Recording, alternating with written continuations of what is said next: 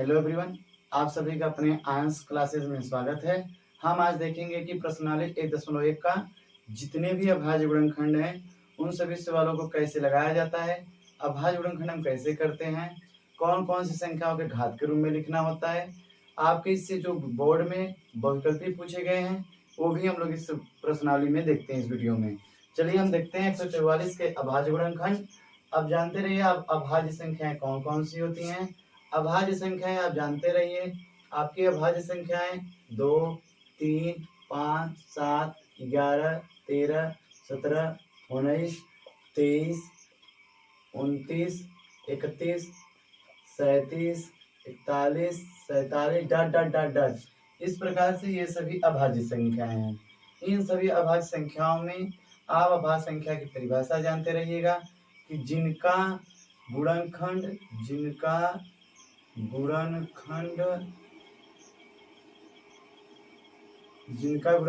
केवल और केवल 2 हो, केवल 2 संख्या हो। कितनी संख्या हो? 2 संख्या हो, उन्हें हम अभाज्य संख्या कहते हैं। जैसे समझिए दो किन किन संख्याओं से कटेगा? 1 और 2 से। यानी 2 के कितने गुणनखंड हैं? 2 गुणनखंड हैं। 3 के कितने गुणनखंड हैं? 2 गुणनखंड हैं। 5 के कितने गुणनखंड हैं? 2 गुणनखंड हैं। गुणनखंड यानी किन किन संख्याओं से विभाजित होगा? तो 2 सिर्फ और सिर्फ 2 संख्या से विभाजित होगा। 3 सिर्फ 3 संख्या से विभाजित होगा। 3 सिर्फ 3 और 1 से विभाजित होगा, जिनके गुणनखंड 2 होंगे। 7 भी 2 संख्याओं से विभाजित होगा। लेकिन आप वही जगह देखिए, भाज्य में आप देखेंगे 4 के गुणनखंड कितने हो जाएंगे? 3, 1, 2, 4। यानी 4 कितनी संख्याओं से कट रहा है? 3 संख्याओं से। 6 कितनी संख्याओं से कटेगा? 4 संख्याओं से, 1 से, 2 से, 3 से और 6 से। तो जिनके 2 से अधिक गुणनखंड हो, अर्थात जो 2 से अधिक संख्याओं से विभाजित हो, उन्हें भाज्य कहते हैं। सबसे छोटी भाज्य संख्या 4 होगी, सबसे छोटी भाज्य संख्या 2 होगी। सही, ये हो गया भाज्य भाज्य। अब हम इसमें देखना चाहते हैं कि आप कैसे इस सवाल को लगाएंगे। आपको ये सवाल बहुविकल्पी किस प्रकार से पूछेगा। अब चलिए हम लोग ये देखते हैं 144 के अभाज्य गुणनखंड। अब यहाँ पे हम लोग 144 कर देंगे। जिस प्रकार से हम लोग लसा 2 या 2 से अधिक संख्या निकालते हैं, उसी प्रकार हम एक संख्या का अभाज्य गुणनखंड करते हैं। 2 72, 2 36, 2 18, 2 9, 3 त्रिका, 3 इक्का। अब इन्हीं संख्याओं को हम लिख देंगे 144 का अभाज्य गुणनखंड। जब 144 का अभाज्य गुणनखंड करेंगे तो क्या है भैया? 2 गुणे 2 गुणे 2 गुणे 2 गुणे 3 गुणे 3, 1 2 3 4 5 6, 1 2 3 4 5 6। इस प्रकार ये हो जाएगा। ये कार्य आपको रफ कार्य में करना है। ये हो गया 144 का अभाज्य गुणनखंड। इसी को हम लिख सकते हैं घात के रूप में। 2 कितनी संख्याएं? 1 2 3 4, 2 घाते 4 गुणे 3 घाते 2। ये हो गया अभाज्य संख्या का गुणनखंड, किसी भी संख्या का अभाज्य गुणनखंड और उनकी घात के रूप में लिखना। ये हो गया सवाल। अब आपसे यहाँ से बोर्ड में क्या पूछ सकता है, क्या नहीं, उसके लिए आइए हम देखते हैं। आपसे पूछ सकता है कि 144 के अभाज्य गुणनखंड में 2 की घातांक कितनी है? तो 2 की घातांक कितनी है भाई साहब? 2 की घातांक कितनी है? 4 है। आपसे पूछ सकता है 144 के अभाज्य गुणनखंड में 3 की घातांक कितनी है? तो 3 की घातांक कितनी है? 2 है। यदि आपसे पूछ लेगा 144 के अभाज्य गुणनखंड में 5 की घातांक बताइए, तो आप जानते रहिए 5 की घातांक कितनी होगी? 0 होगी। 7 की घातांक कितनी होगी? 0 होगी। 7 की घातांक कितनी होगी? 0 होगी। ये सब किसमें पूछ सकता है? 144 के अभाज्य गुणनखंड में। 144 के अभाज्य गुणनखंड में ये सभी आपके क्वेश्चन पूछ सकते हैं। अब बाकी लोग कहेंगे भैया 2 की घातांक 4 तो दिख रही है, 3 की घातांक 2 भी दिख रही है, लेकिन 5 की घातांक 0 कैसे होगी? आप जानते रहिए किसी भी संख्या की घात में 0 का मान क्या होता है? किसी भी संख्या में घात के 0 मान 1 होता है। बस 0 घाते 0 इक्वल ना हो, 0 घाते 0 इक्वल टू नॉट 1, अन्यथा 0 को छोड़कर आपका चाहे जो भी संख्या यहाँ पे लेंगे, 0 को छोड़कर चाहे जो भी संख्या लेंगे उसकी घात का मान 1 होता है। 7 घातीय 0 मान 1 होता है। यहाँ पे 5 घातीय 0 मान 1 होगा, 1 का समय गुणा करेंगे हो जाएगा। ध्यान दीजिएगा, हमने यहाँ पे 1 नहीं लिखा है, लेकिन 1 को ये किसके रूप में लिख दिया है?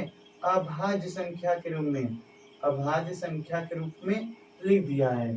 कभी भी हम 1 को इसके गुणे में नहीं लिखेंगे, क्योंकि ये हमारा गलती है। गलती इस प्रकार से, क्योंकि एक कहता है कि न तो मैं भाज्य हूँ और न ही अभाज्य हूँ, और न ही अभाज्य हूँ। एक कहता है न तो मैं भाज्य हूँ न ही अभाज्य हूँ, और यह कह रहा है कि इस संख्या के सामने जितनी भी संख्याएं वो क्या हो? अभाज्य संख्या हो।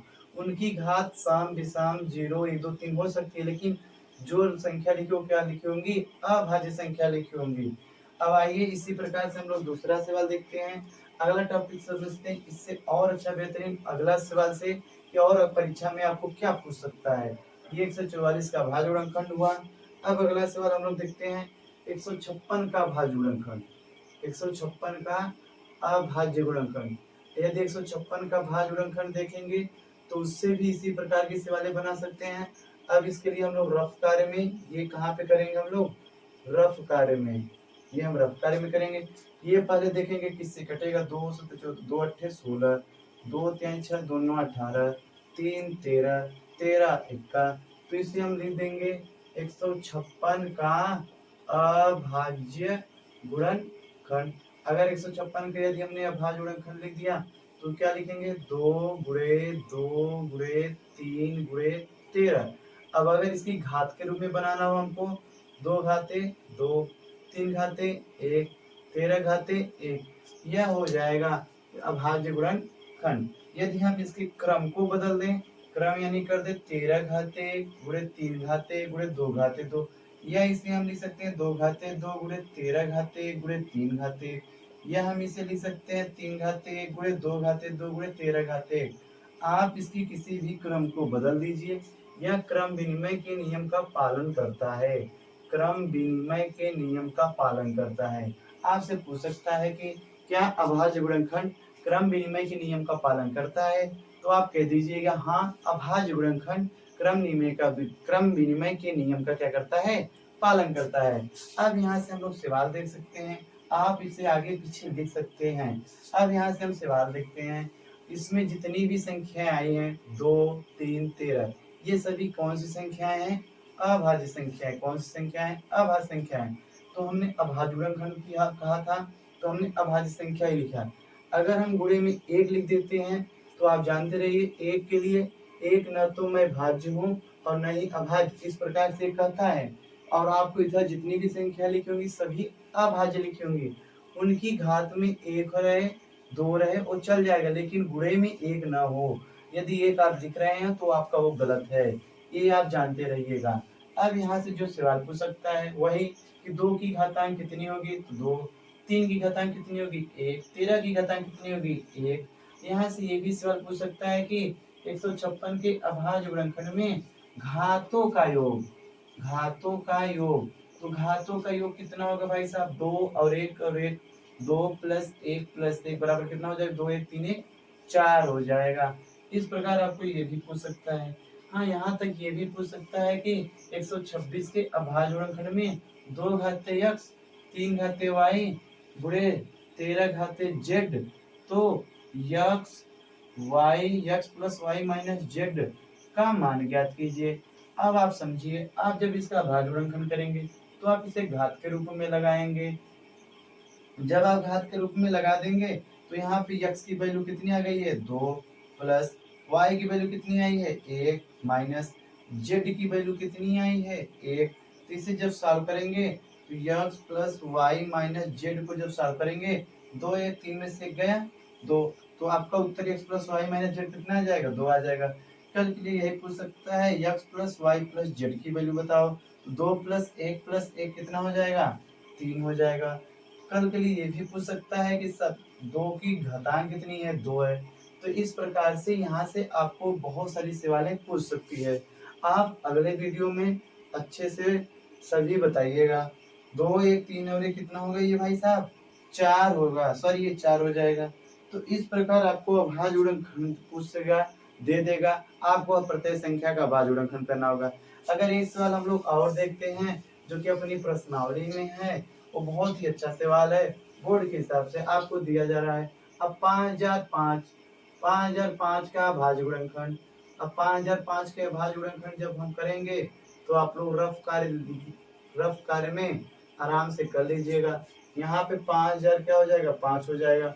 जब हम इसे कटाएंगे 5101, अब इसे किसने कटा, 7 से कटेगा।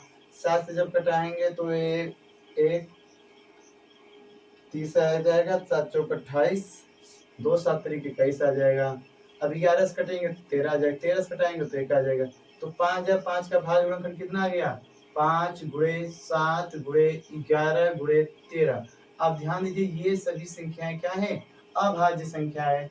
यदि आपसे पूछ लेगा कि 5 की घातांक कितनी है 1, 7 की घातांक कितनी है 1, 11 की घातांक कितनी है 1, 13 की घातांक कितनी है।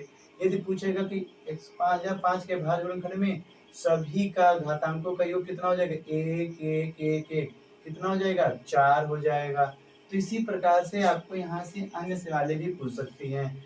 अगला सवाल है 7429 का भाज्य गुणनखंड।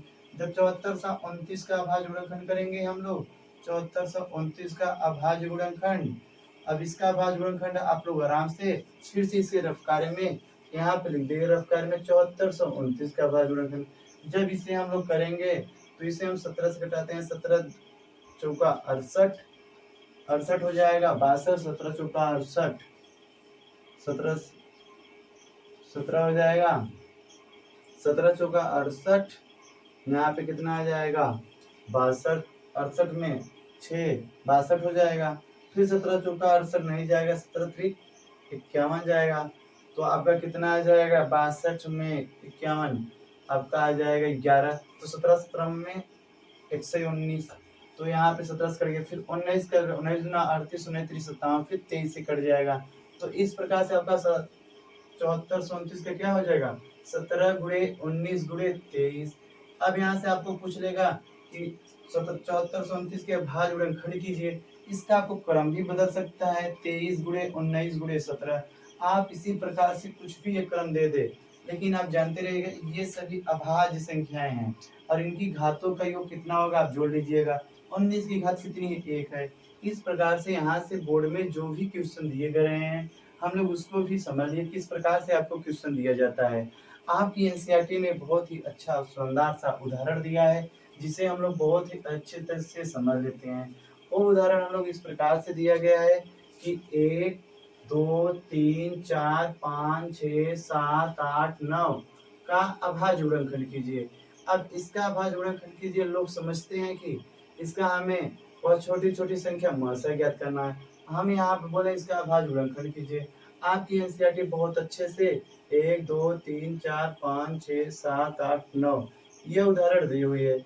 यहाँ पे जब हम करेंगे तो 3 से कटाएंगे, फिर 3 से कटाएंगे, फिर 3607 से कटाएंगे, फिर 3800 3 से कटाएंगे। आपकी देख लीजिएगा एनसीईआरटी यही दी हुई है।